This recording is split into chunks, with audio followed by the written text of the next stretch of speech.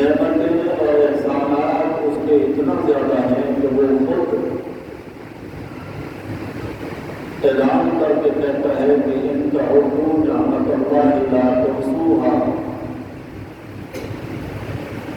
اگر تم میری نعمتوں کو شمار کرنا چاہو تو گن نہیں سکتے۔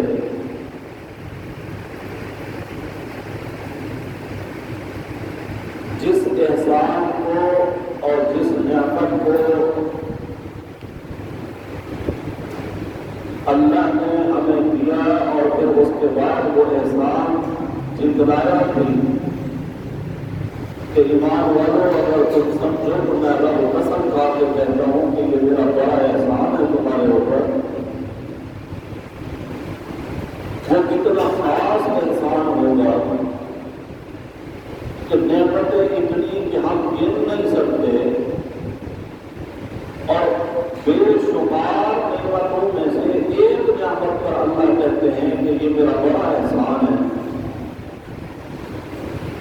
اور وہ احسان ہے آخری نبی رحمت للعالمین جناب محمد رسول اللہ صلی اللہ علیہ وسلم۔ اللہ فرماتے ہیں لقد من اللہ علی المؤمنین،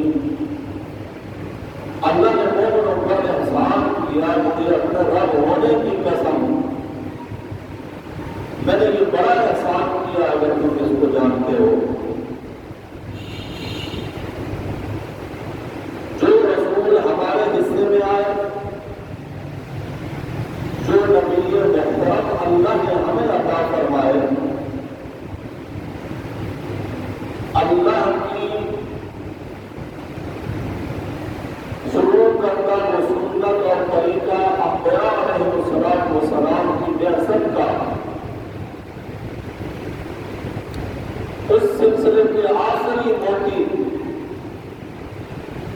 جن کو اللہ نے خاتم النبیین بھی بنایا، رحمت للعالمین بھی بنایا، اور تمام نبیوں کے لیے مصدق رسول بنایا۔ اگر کائنات میں محمد رسول اللہ صلی اللہ علیہ وسلم نام تشریف لاتے ہیں تو آپ سے پہلے جو رسول گزرے ہیں عیسیٰ علیہ السلام، حضرت عیسیٰ سے میرے نبی کے درمیان کا جو وقفہ گزرا ہے وہ بھی 600 سال سے زائد عرصہ ہے۔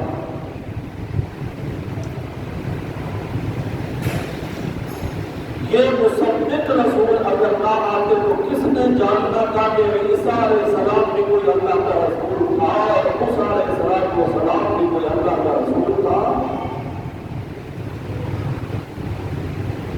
کس نے جاننا تھا کہ عراق کے علاقے کا یونس علیہ السلام بھی کوئی پیغمبر تھا؟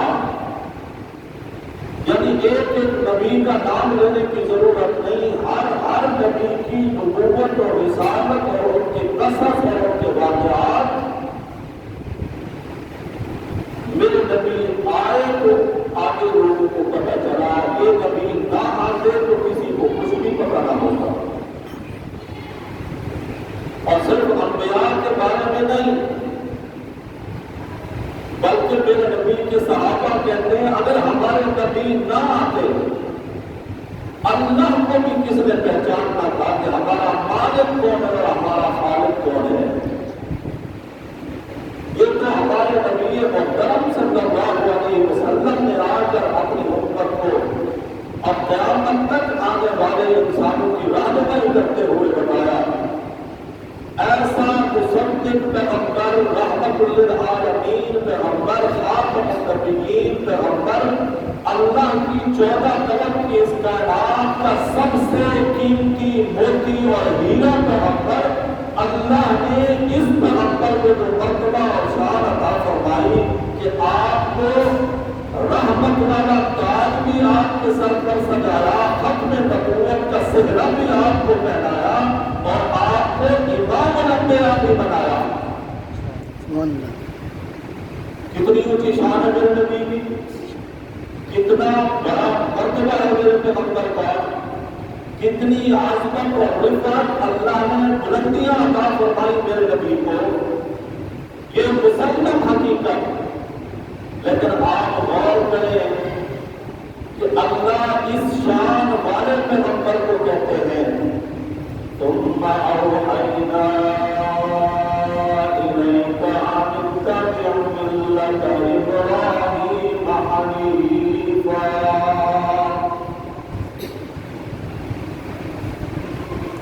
اے میرے پیارے پیغمبر محمد رسول اللہ صلی اللہ علیہ وسلم، اوحینا پھر ہم نے آپ کی طرف وحی کی ہے ان اتبع ملۃ ابراہیم حنیفا۔ نبوت اور رسالت کا میں نے تاج آپ کے سر پہ سجایا میرے پیغمبر، رحمت کائنات بنایا آپ کو، خاتم النبیین بنایا آپ کو، مگر میں اللہ آپ کو حکم دیتا ہوں آپ نے بھی ملت ابراہیم کی اتباع کرنی ہے، راستہ وہی اختیار کرنا ہے جو میرے پیغمبر ابراہیم علیہ السلام نے اختیار کیا، انہی کے قدم پہ قدم چلنا ہے، اتبع ملۃ، پیچھے پیچھے چلنا ہے ابراہیم علیہ السلام کے۔ تو کتنا اونچی ملت ہے میرے ابراہیم علیہ السلام کی کہ یہ شان والے رسول کو بھی اللہ حکم فرماتے ہیں کہ آپ نے کس کی ملت کی اتباع کرنی ہے۔ ہم میں سے بھی اکثر مسلمان اس بات کو جانتے ہیں، جب پوچھا جائے کسی سے کہ ہم کس کی امت ہیں تو کہا جاتا ہے کہ ہم امت ہیں محمد رسول اللہ کی صلی اللہ علیہ وسلم۔ کس کی ملت پر ہیں ہم؟ ابراہیم علیہ السلام کی ملت پر۔ یعنی آپ مسلمان کو بھی اس کا پتہ ہے، امت ہم محمد رسول اللہ کی ہے، ملت ابراہیم خلیل اللہ کی ہے۔ لیکن یہ ایک حقیقت ہے کہ اس ملت سے ہم آگاہ ہی نہیں ہیں کہ وہ ملت ہے کون سی، جس کی اہمیت اتنی زیادہ ہے کہ خاتم النبیین رحمت للعالمین کا مطلب کو بھی اللہ فرماتے ہیں کہ آپ نے جو زندگی گزارنی ہے اسی ملت کی اتباع کرتے ہوئے جو ملت چھوڑ کر گئے ہیں ابراہیم علیہ السلام۔ ابھی قربانی کے انجام آنے والے ہیں، علماء کرام سے آپ یہ حدیث سنیں گے، سنی ہوگی، یاد بھی ہوگی، تو آپ پوچھتے ہیں یا رسول اللہ صلی اللہ علیہ وسلم یہ قربانی کیا چیز ہے؟ حضور فرماتے ہیں سنت ابیکم ابراہیم، یہ سنت ہے یعنی ملت ہے تمہارے باپ ابراہیم علیہ السلام کی، طریقہ ہے ابراہیم علیہ السلام کا، حالانکہ ابراہیم علیہ السلام میرے نبی کی بعثت سے ہزاروں سال پہلے گزر گئے، مگر اللہ نے ابراہیم علیہ السلام کی ملت کی اتباع کا حکم فرمایا۔ یہ ابھی تک میری تقریبی باتیں، یہاں تک اگر بات سمجھ آ گئی تو اگلی باتیں سمجھنا آسان ہو جائے۔ ملت پر اللہ نے میرے نبی کو چلایا کہ میرے پیغمبر آپ چلیں گے ابراہیم علیہ السلام کی ملت پر، آپ کے چلنے سے سنت بنے گی اور آپ کی سنت پر چلنے والی امت بنے گی۔ وہ ملت تمام ملتوں کی سردار، آپ کی سنت تمام نبیوں کی سنتوں کی سردار، اور سنت رسول کا عمل کرنے والی جو امت تیار ہوگی وہ بھی تمام امتوں کی سردار بنے گی۔ میرے پیغمبر آپ اس ملت کا اتباع کریں تاکہ آپ کی سنت جاری ہو اور اس پر امت بنے، اور امت کو اللہ وہ رتبہ عطا فرمائے کہ کنتم خیر امت اخرجت للناس۔ کتنی اونچی ملت، مگر ہم اس ملت سے ناآشنا ہیں،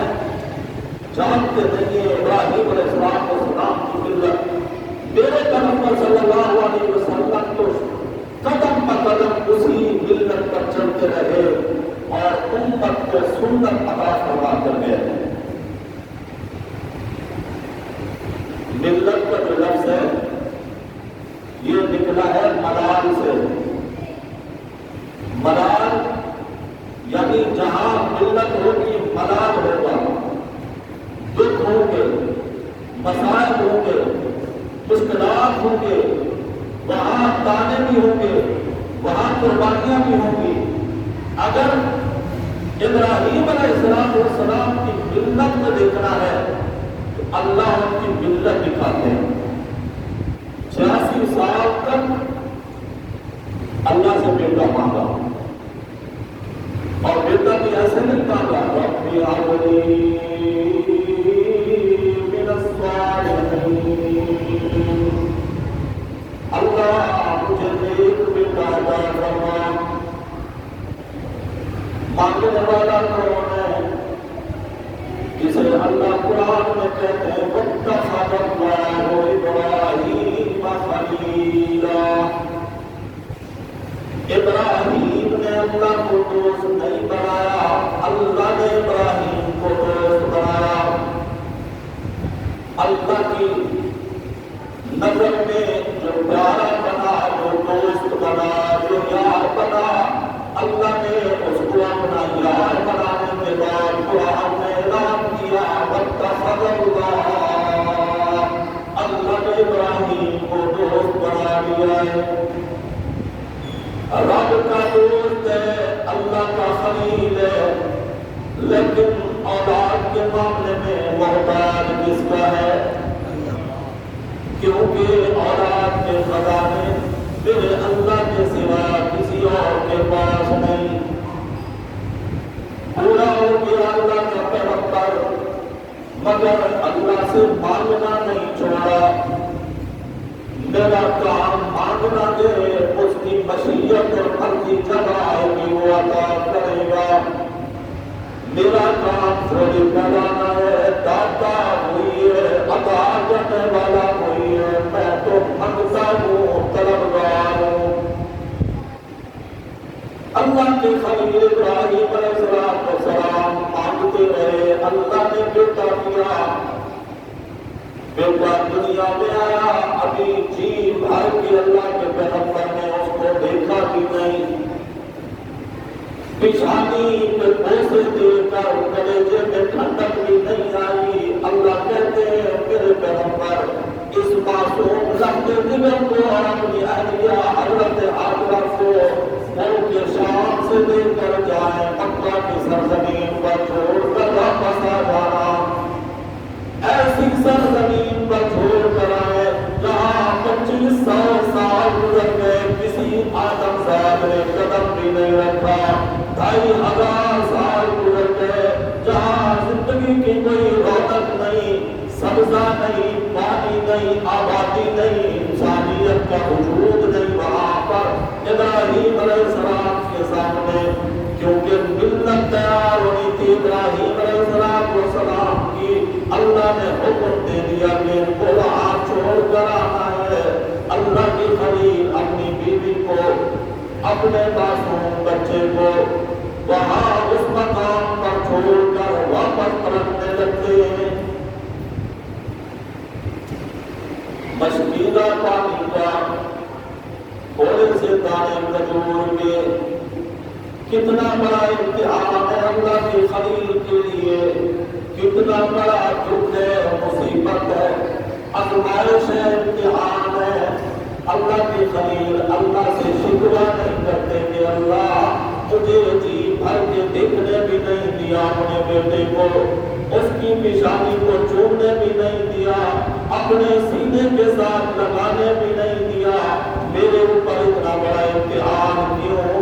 ابراہیم اللہ کا خلیل ایسا ہے، اللہ حکم دیتے گئے، ابراہیم علیہ السلام مانتے گئے۔ پابندی لگانے والا رب کہتا ہے میرے خلیل جس وقت آپ اپنے بچے کو، بیوی کو اس مقام پر چھوڑ دیں، واپس جب پلٹنا ہے تو پیچھے دیکھنا بھی نہیں، بیوی سے باہر بھی نہیں کرنی۔ پابندی لگ گئی رب کی طرف سے. حضرت ابراہیم بیٹے کو بیوی کو وہاں چھوڑ کر واپس جانے لگتے. حضرت حاجرہ کو اندازہ ہو گیا کہ اب ہمارے ساتھ بول بھی نہیں رہے, کچھ بتا بھی نہیں رہے, اور سواری پر سوار ہونے لگے ہیں, لگتا ہے کہ یہ واپس جا رہے ہیں.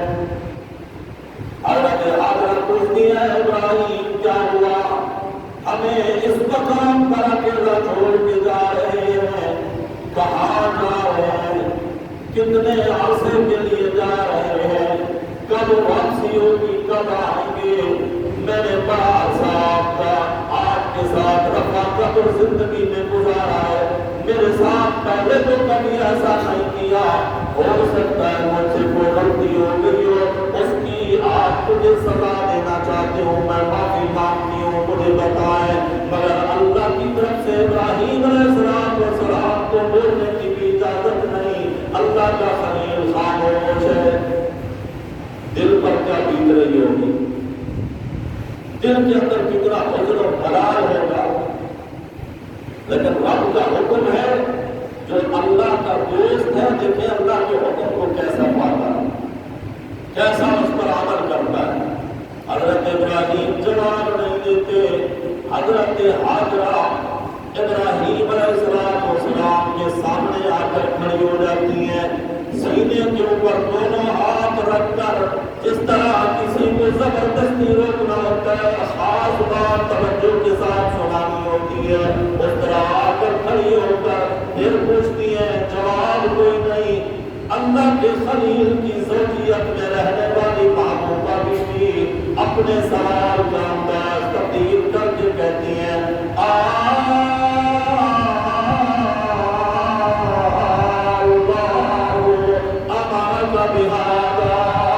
ابراہیم صرف اتنی بات مجھے بتا دے, اس مقام پر جو تو ہمیں چھوڑ کے جا رہا ہے, کیا اللہ نے تجھے اس بات کا حکم دیا ہے یا نہیں؟ سبحان اللہ. حضرت ابراہیم دل ہی دل میں اللہ کی طرف متوجہ ہوتے ہیں. اللہ میں ابراہیم علیہ السلام ہیں, لیکن جیسے ہی نام کہتے ہیں, ذرا توجہ سے سنیے گا, عورتیں ہماری بھی ہیں, ہمارے گھر کی بھی ہیں, بیویاں ہماری بھی ہیں, بہنیں ہماری بھی ہیں, مائیں ہماری بھی ہیں, مگر ساری کائنات کی عورتیں, ہمارے گھر کی عورتیں قربان ہو جائیں حضرت حاجرہ کے اللہ کے ذات پر ایمان اور توکل کے اوپر. حضرت ابراہیم کا راستہ چھوڑ کے کہتی ہیں, اے ابراہیم بات اب میری سمجھ میں آ گئی ہے, جس اللہ نے آپ کو حکم دیا ہے کہ بیوی کو بچے کو اس جنگل بیابان میں چھوڑ کے واپس آ جائیں, بات نہیں کرنی. جو رب بات کرنے نہیں دیتا, جس اللہ نے آپ کی ذات پر اتنی پابندیاں لگائی ہیں, اِذَا لَا يُخْزِينَ اللَّهُ. اے ابراہیم رازق تو میں تجھے پہلے بھی نہیں سمجھتی تھی, تو ایک سبب تھا ہمارے لیے, محافظ بھی میں پہلے تجھے نہیں سمجھتی تھی, حقیقی محافظ اللہ کی ذات ہے, مگر تو ایک سبب تھا.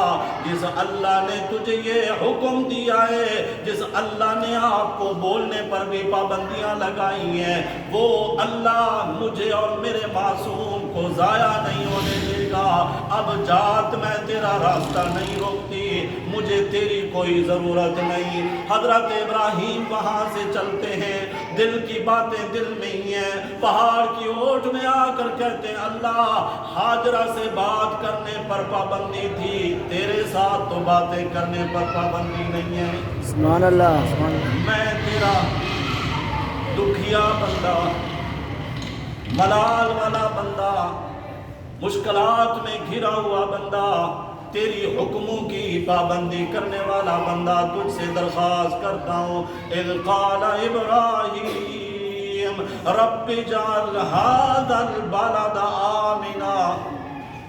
اللہ پہلی درخواست یہ کرتا ہوں, جس مقام پر میں اپنے بچے کو, اپنی بیوی کو چھوڑ کے جا رہا ہوں, اللہ اس جگہ کو, اس شہر کو, اس بستی اور قریہ کو امن والا بنا دے. سبحان اللہ. امن والا بنا دے. رزق مانگا ہے بعد میں مانگا ہے، محبتیں لوگوں کی مانگی ہیں بعد میں مانگی ہیں. سب سے پہلے اللہ کا خلیل اللہ سے مانگتا ہے تو کیا مانگتا ہے؟ امن مانگتا ہے. کیا مانگتا ہے؟ امن مانگتا ہے. امن ہو باقی کچھ بھی نہ ہو تو پھر بھی خیر ہے. رزق کی فراوانیاں ہوں، طرح طرح کے کھانے سامنے رکھے ہوں، پھر بھی گھوڑیوں کی بجھاڑ چل رہی ہو، بموں کے دھماکے ہو رہے ہوں، کون کھائے گا؟ شاپنگ مال بھی ہوں، پلازے بھی ہوں، بنگلے بھی ہوں، چوکیدار اور رکھوالے اور گارڈ بھی باہر موجود ہوں، اگر امن نہ ہو تو کچھ بھی نہیں. پہلے نمبر پر امن مانگا، سکون مانگا، بعد میں اللہ سے کہتے ہیں ربنا انی اسکنت من ذریتی بواد غیر ذی زرع عند بیتک المحرم. اے میرے پروردگار، اے ہمارے پالنہار. ربنا کا جملہ کہا، جمع کا صیغہ ہے. اللہ میرے رزق کا انتظام بھی تو کرتا ہے، میرے بیوی بچوں کے رزق کا انتظام کرنے والا بھی تو ہے. رب کہتے بھی اس ذات کو ہے. ربنا اے ہمارے پالنہار پروردگار، انی اسکنتو من ذریتی، تیرے حکم سے اس مقام پر جس کے بارے میں کہتا ہوں بواد غیر ذی زرع، ہریالی کا نام و نشان بھی نہیں، کھیت کا نام و نشان بھی نہیں. ظاہر ہے جب کھیت نہیں تو رزق کہاں سے آئے؟ جب باغات نہیں پھل کہاں سے آئے؟ اور باغات اور کھیت ہوں کب؟ جب پانی کا نام و نشان نہیں. کیونکہ پانی ہو تو زندگی کا تصور بھی ہو. اللہ قرآن میں کہتے ہیں وَجَعَلْنَا مِنَ الْمَاءِ كُلَّ شَيْءٍ حَيٍّ، ہم نے ہر چیز کو پانی سے زندگی عطا کی ہے. صرف انسان یا جان والے نہیں، کل شیء، ہر چیز کو پانی سے زندگی دی ہے. جو لوگ چاند پر گئے، سائنسدان کہتے ہیں چاند کی زمین بھی دنیا والی اس زمین کے مشابہ ہے، لیکن چونکہ وہاں پانی نہیں ہے اس لیے وہاں زندگی کا تصور نہیں ہے. ابراہیم علیہ السلام اللہ سے کہتے ہیں اللہ ان کو میں تیرے بھروسے اور توکل پہ چھوڑ کے جا رہا ہوں. بیوی کہتی تھی ابراہیم تیری ضرورت نہیں، جس نے ہمیں یہاں رہنے کے لیے چھوڑنے کے لیے تجھے حکم دیا وہ ہمیں ضائع نہیں کرے گا. ابراہیم کہتے ہیں اللہ اپنی قوت بازو پہ نہیں چھوڑ کے جا رہا، تیری ذات پہ توکل کر رہا ہوں، تیری ذات کے بھروسے پہ ان کو چھوڑ کے جا رہا ہوں. اگر گھر میں تو حفاظت کر سکتا ہے تو اس جنگل بیابان میں بھی حفاظت کرنے پر قادر ہے یا نہیں؟ کہتے گھر میں رہو کرونا نہیں ہوگا، مسجد میں نہ جاؤ کرونا ہو جائے گا. جو اللہ گھر میں حفاظت کرتا ہے وہ اپنے گھر میں حفاظت کیسے نہیں کرے گا؟ میرے پیارے نبی صلی اللہ علیہ وسلم فرماتے ہیں اللہ کے گھر میں آنے والا اللہ کی حفاظت میں آتا ہے.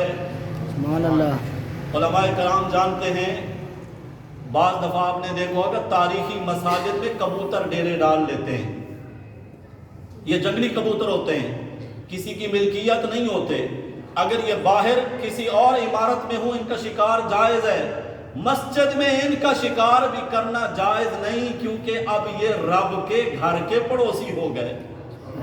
جو اللہ ان پرندوں کی جان کی حفاظت کرنے کے لیے مسلمانوں پر پابندی لگا دیتا ہے کہ اب ان کا شکار میرے گھر میں نہیں، وہ اللہ کرونا کے لیے مسلمانوں کو چھوڑ دے گا؟ یہ مسلمان کا ایمان باقی اصل میں اتنا ہی بچا ہے. اس کو رب کے قرآن پر اتنا بھروسہ نہیں، میرے نبی کے فرمان پر اتنا اعتماد نہیں، جتنا یہ ٹی وی کی خبروں پر آمنا و صدقنا کہہ کے ایمان لایا ہے. اللہ ہم سب کی حفاظت فرمائے. آمین. اللہ ہم سب کو ویسا قربانی کرتے ہو، کرنی چاہیے، اور اللہ ہر مسلمان کو اپنی رضا کے لیے قربانی کرنے کی توفیق عطا فرمائے اور قبول بھی فرمائے۔ قربانی سنت ہے کس کی؟ ابراہیم علیہ السلام۔ تو ابراہیم علیہ السلام کی سنت صرف یہی قربانی کرنا ہے، رب کی ذات پر بھروسہ کرنا۔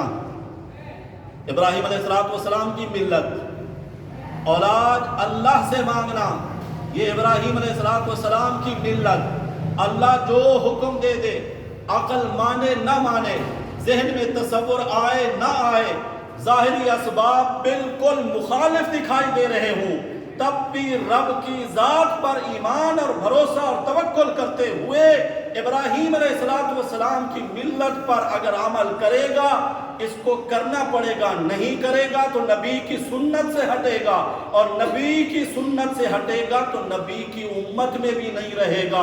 اللہ قیامت کے دن کہیں گے تو نے میرے نبی کا راستہ اور طریقہ چھوڑ دیا تھا، تو کہاں سے آیا میرے محمد رسول اللہ کا امتی بننے والا، جا اپنا کوئی اور راستہ پکڑ، تو نے تو میرے نبی کی سنت کو چھوڑ دیا تھا۔ ثم اوحینا الیک ان اتبع ملت ابراہیم حنیفا۔ آخری نبی کو بھی اللہ حکم دیتے ہیں، میرے ابراہیم کی ملت تیار ہو گئی، میرے پیغمبر آپ ان کی ملت کی اتباع کریں۔ ہمارے آقا صلی اللہ علیہ وسلم نے عرض کیا ہوگا، اللہ میں نے تو اپنے دادا ابراہیم کو دیکھا بھی نہیں، ان کی ملت کا مجھے کیا پتا، آج تک میں کسی مدرسے میں پڑھنے کے لیے نہیں گیا، دنیا میں کوئی انسان میرا استاد نہیں، مجھے کیا پتا ابراہیم کی ملت کون سی ہے۔ اللہ فرماتے ہیں میرے محبوب اس کا ذمہ آپ کا نہیں ہے، وہ ذمہ داری میری ہے، میں نے تیرے دادا ابراہیم کی ملت کا ایک ایک پوائنٹ اور گوشہ اور ایک ایک ان کی زندگی کی حرکت کو ایسا محفوظ کیا، اپنے پاس لوح محفوظ کے اندر 4000 سال سے میں نے محفوظ رکھا ہوا تھا۔ میں نے اس کیسٹ کی ویڈیو ریکارڈنگ قرآن کی صورت میں تیرے اوپر نازل کر دی ہے، اب میں اللہ تجھے حکم دیتا ہوں ان اتبع ملت ابراہیم حنیفا۔ سبحان اللہ، سبحان اللہ۔ ابراہیم علیہ السلام کی زندگی کے سارے گوشے آپ کے پاس آ گئے میرے پیغمبر، اب آپ نے ان کی اتباع کرنی ہے۔ حضرت ابراہیم پہاڑ کی اوٹ لے کر اللہ سے دعا کرتے ہیں، اللہ تیرے بھروسے پر چھوڑ کے جا رہا ہوں۔ اگلے الفاظ ہیں ربنا انک تعلم ما نخفی وما نعلن وما يخفى على الله من شيء في الأرض ولا في السماء۔ موقع ایسا ہے کہ بیوی بچے کو یہاں چھوڑ کے جا رہے ہیں، ان کے لیے امن مانگ رہے ہیں، ان کے لیے رزق مانگ رہے ہیں، لوگوں کی محبتیں مانگ رہے ہیں، یا اللہ لوگوں کو ان کی طرف متوجہ فرما، لیکن ساتھ میں اللہ کو کہتے ہیں اللہ تو ہی وہ ذات ہے، نعلم ربنا انک تعلم ما نخفی وما نعلن، جو میں نے چھپایا ہوا ہے اسے بھی تو جانتا ہے، جو میں نے ظاہر کیا ہوا ہے اسے بھی تو جانتا ہے۔ کیا چھپایا تھا، کیا ظاہر کیا تھا، کہہ تو نہیں سکتے تھے زبان سے، شکوہ تو کر نہیں سکتے تھے، کیا بھی نہیں کہ اللہ اتنا بڑا امتحان مجھے کیوں دیا۔ اشارہ اس جانب تھا کہ اللہ جو غم، جو حزن، جو ملال بیوی بچے کو یہاں اکیلے چھوڑ کے جانے پر میرے دل میں ہے، تعلم ما نخفی وما نعلن، تو جانتا ہے کہ میرے دل میں کیا بیت رہی ہے۔ اللہ تجھے تو معلوم ہے کہ میرے دل میں کیا بیت رہی ہے، کیا گزر رہی ہے۔ ابراہیم علیہ السلام پھر اگلا جملہ کہہ کر میرے اور آپ کے ایمان میں تازگی بخش رہے ہیں۔ ان کی دعا ہے رب نے سنبھال کے رکھی، اصل میں